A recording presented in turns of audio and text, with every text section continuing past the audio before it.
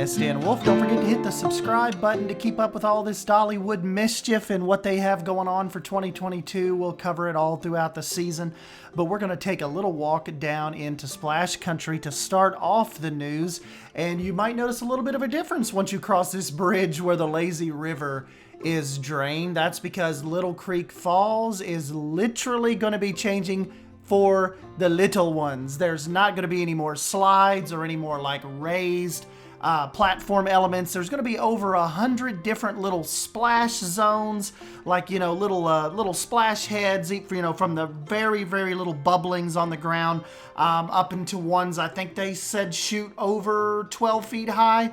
But one of the things that they said they consistently keep getting return on in guest surveys is the little kids, like we're talking knee height or below, the little tiny guys, and the parents feeling that they don't really have a very well-established place inside of Splash Country to take them. Like once the kids basically reach that 7 to 8 year old range, Dollywood or Splash Country would like them to kind of move over into Cascade Falls.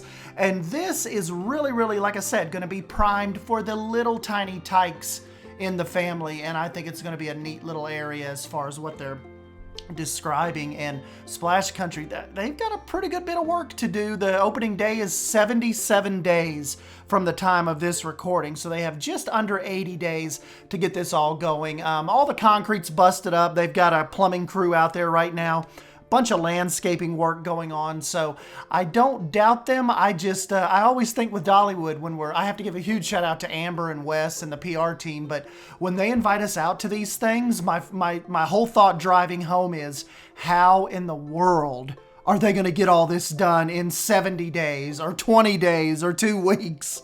A lot going on. Project that's going on over here, as you can see behind us. If you're familiar with the park, you've been here. We're backing up. Little Creek Falls was in this area behind us. There was a large structure which obviously is no longer here. So you've heard us already throughout the morning. We're talking about guest experience and listening what the guests are telling us. And they were telling us that if you had children who were a little bit smaller, mine about that same size, so I understand, there were not a lot of places in Splash Country for them to go and be able to splash around. And we also heard from our ADA advisory panel, and they were saying, we would like to have more places where it's wheelchair accessible and more people can come and take part in the fun. So that led to the project that you have behind us. I'll let Eugene speak to that in a second, or Jordan, if Jordan wants to. But we'll be able to put a children's play area in here, a lot of water jets and a lot of splashing and fun. But what it's going to be able to do is allow kids and everyone, all ages, all abilities, to be able to come in here and splash and play and have fun. And that's what we're all about. So with us, we have Jordan Leach, who is the Director of Operations here at Dollywood Splash Country, and Lauren Lowry, who is the Operations Manager here at Splash Country. So I'll ask them a few things and then open it up for you all. All right, guys, and up next, you're going to notice major parking changes for Dollywood this season. They've pushed the parking ticket booths, like where you pay for your parking, they've pushed those way up, as you can see there, probably a little over 100 yards. And the tram road and where you used to come in on are actually going to be flipping. So they're hoping that this is going to kind of alleviate some of that bottleneck, because as they said, sometimes on busy mornings, especially like around the Christmas season and Dollywood's Christmas, sometimes traffic is going up to 3 miles down Volunteer Parkway right outside of the park. So this is, they're going to hope, is going to alleviate some of that stacking and get you into the park quicker.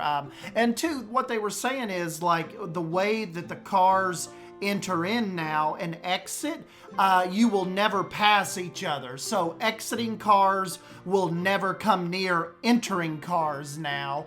And like I said, where you used to see the tram road, that has completely flipped. They've completely switched spots as far as the parking lot goes.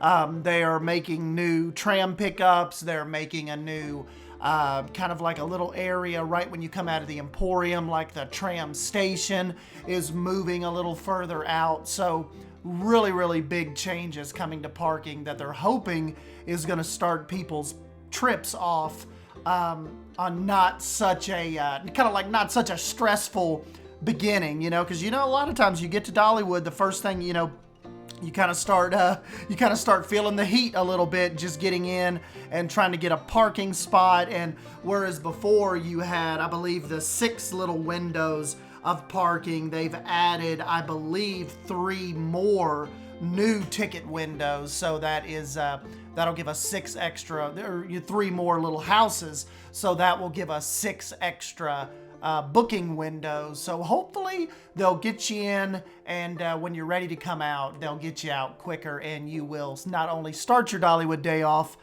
in a good mood, but as you're leaving, you will leave in a good mood. And I think they're saying it'll hopefully help with that repeatability, making you want to come back. So yeah, we will see big changes coming to parking. One of the biggest transformations that I thought was they just absolutely knocked it out of the park was, you'll notice that the Emporium has done a complete renovation. There is nothing in there that was the same when you saw it last season. Even the ceiling, I think, was raised in this place, and they're still got a lot of work to do, but they've got new flooring, new wall paneling, new brickwork. Just really have aired this space out, and I think it's going to look really awesome. It's going to have a central point of sale hub kind of over out of the way, and they actually even said, Eugene had mentioned that during really busy times, they're actually going to be able to roll out some point of sale self-service machines. So all things that point to alleviating that, end of day frustration, when you're grabbing your gifts and you're kind of making your way out of the Emporium. But it just looks just totally incredible job in here. Probably the biggest like shocking moments of the day when we walked in and saw that. But like I said, a lot of work still to go, but this was one of my favorite parts, just coming in here and kind of seeing what they're making happen with this space. And he also said that there's going to be some kind of LED butterfly effect in the ceiling as you make your way out as well. So really cool stuff going on in here. Moving on next, guys, they let us actually go to the Heartsong Lodge property, where construction is heavily underway. They've been working on this for about 7.5, 8 months, and it is starting to go vertical. They let us stand where the lobby's going to be. You can see I'm standing at what will be one of the main entrances, and actually though, they didn't really have anything to do with Heartsong, but one of the most interesting little tidbits that I got out of this part of the tour was Eugene actually confirming that there are 5 resorts that are coming to the Dollywood campus. There are 5 total resorts planned right now. So basically, we still have 3 that are unannounced. So we know that we have the DreamMore Resort, we have the Heartsong Resort that's under construction right now, and we can now confirm through the president of the Dollywood company, there are 3 more resorts to come. So I don't know how that ties in with the $500 million 10-year plan, or how consecutively these start. Like, as far as, okay, when Heartsong is done and opening, when does the 3rd one start, or the 4th one? That they didn't go into detail on that, but he said in the plans there are spaces already picked out for 5 resorts. And so I think that is pretty interesting, and that is very ambitious. So we'll just kind of have to see what comes about that, and what could the other 3 be themed after, what is gonna happen with those 3 unannounced resorts. Really cool stuff. And here is Wes kind of telling us kind of more about the story and the idea that they have going into Heartsong as far as meeting space and convention space goes. It's presenting opportunities as we move forward from what we've had. So DreamMore, as Eugene said, DreamMore has a very small group space. It was intentional when we built DreamMore that it would be a meetings facility, a place for small groups to be able to come, because that experience really is more about you coming and visiting Dolly's home, a place that you would be a guest as if you were in her home in Nashville. Here, this is really about experiencing the Great Smoky Mountains. The group's facility that's going to be here, the convention space here, is in between the size that we have for the great convention centers that we have that are in the 3 cities and in Knoxville. So it's smaller than that, but it fills a niche in this market that's going to provide us an opportunity for great corporate events, large weddings, other in-between events that are maybe not big enough for something like the LeConte Center, but too big for DreamMore or other resorts or hotels that are in the area.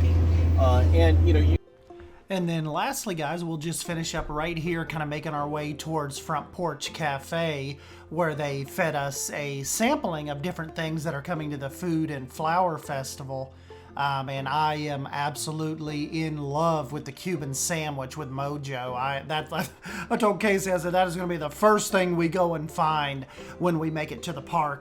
The season passes, I don't know if I'll do them this year or not, just because we were talking, a couple of guys, we were talking on the van about the new coaster that is coming, and that has apparently not been officially announced yet. The info that we know on it is from a permit that was filed with Sevierville and Pigeon Forge, and those plans, they're made public on those transit websites and stuff.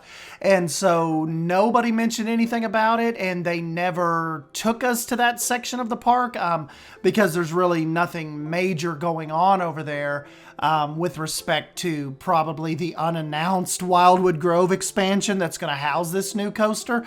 The only thing I do want to do, though, is next time we're up there, I'm going to go cover the festivals, each of the festivals for sure. But one of the things I think we really need to do, and it's really going to tell the tale, is we have to get on the train and we have to ride it up the pass and around Wildwood Grove, and maybe we could see some footer work, we could see some grading. We don't know. We're thinking it could be a launched coaster. That is definitely... that seems like that is definitely on theme park's high priority list right now. The reliability on them seems good. Just look at Velocicoaster and Hagrid's Magical Motorbike Adventure.